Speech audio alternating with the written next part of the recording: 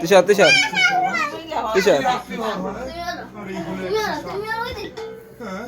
মোটে 160 টাকা এই যেটা হবে না কি করি এখন তবে এদিকে টাকা পেয়েও মহাদেবের সমস্যার সমাধান করে অন্যদিকে কৈলাসে মারা পার্বতী তখনও মন খারাপ করে বসে আছে।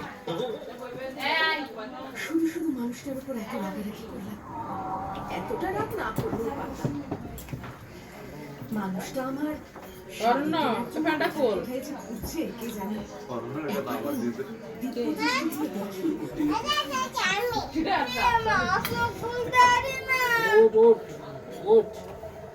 বলো বলো তুই শৈল বলো জল দে খাবারটাকে ধরতে লাগছে তো রিদ্দা